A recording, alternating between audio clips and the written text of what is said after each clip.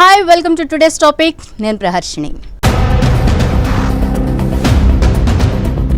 మీరు income tax కట్టాల్సిన పని లేదు అంటే మీకు ఎలా ఉంటుంది? చాలా హ్యాపీగా ఉంటుంది కదా. మన ఇండియాలో ఆ రాష్ట్రంలో ఇన్కమ్ ట్యాక్స్ కట్టాల్సిన పని లేదు. ఈ విషయం మీకు తెలుసా? ఆదాయ పన్ను కట్టని ఏకైక భారత రాష్ట్రం కూడా అదే. మరి ఆ రాష్ట్రం ఏంటో తెలుసుకోవాలి అని అనుకుంటున్నారు కదా, ఈ వీడియో స్కిప్ చేయకుండా చూడండి. మరి ఆ రాష్ట్రం వెళ్ళిపోయి బ్రతకాలి అనుకుంటున్నా మీకు పూర్తి డీటెయిల్స్ తెలియాల్సినటువంటి అవసరం ఉంది. కాబట్టి టుడేస్ టాపిక్లో ఆ విషయం గురించి తెలుసుకుందాం. ప్రస్తుతం బడ్జెట్ సమావేశాలు జరుగుతున్నాయి. ప్రతి ఫ్యామిలీ కూడా బడ్జెట్లో ఏ ఏ విషయాల్లో ఏ ఏ వస్తువులు ఎలాంటి వాటిలో తగ్గుతున్నాయి అనేసి చాలా దీక్షగా చూస్తున్నారు. కాబట్టి ఆ బడ్జెట్ గురించి కూడా మాట్లాడుకుందాం. ఏటా బడ్జెట్ వస్తుందంటే చాలు తమకేమైనా ఊరట లభిస్తుందోమనని ఆశపడుతుంటారు సామాన్య ప్రజలు. ఆదాయ పన్నులో ఏమైనా రాయితీలు కల్పించారా అనే లెక్కల్లో కూడా మునిగిపోతూ ఉంటారు మధ్యతరగతి ప్రజలు. సామాన్య ప్రజలు ఎక్కువగా ఉండే మన దేశంలో పన్ను చెల్లించే ఉద్యోగుల నుంచి కార్పొరేట్ కంపెనీల వరకు బడ్జెట్ రోజున ఐటీ స్లాబ్ల గురించి ఆరా తీస్తూ ఉంటారు.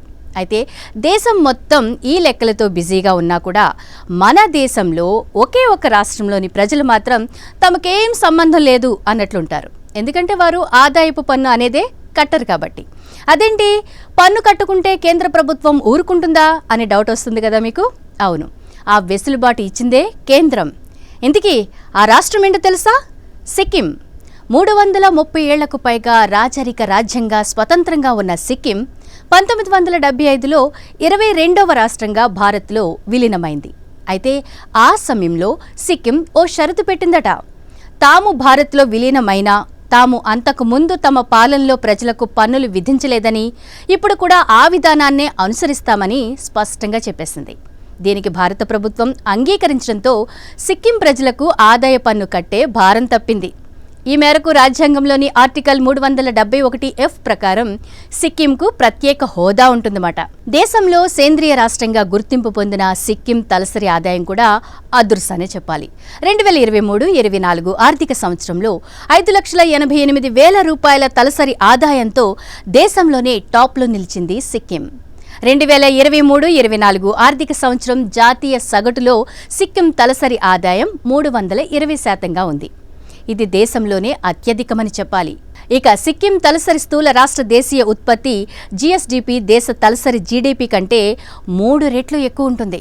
ఇదంతా విన్న తర్వాత అర్జెంటుగా సిక్కిం వెళ్ళిపోతే ఈ ఐటీ బాధలేవి ఉండవు అనుకుంటున్నారు కదా.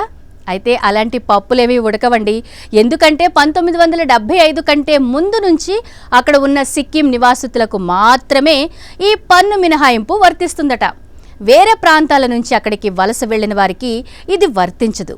ఈ మేరకు 2008లో కేంద్ర ప్రభుత్వం ఆదాయ పన్ను చట్టంలో సెక్షన్ 10ని తీసుకొచ్చింది. దీని ప్రకారం ఒక వ్యక్తి సిక్కింకి చెందిన వారై ఉండి ఏ రకంగానైనా ఆదాయం సంపాదిస్తున్నట్లయితే పన్ను నుంచి మినహాయింపు ఉంటుంది.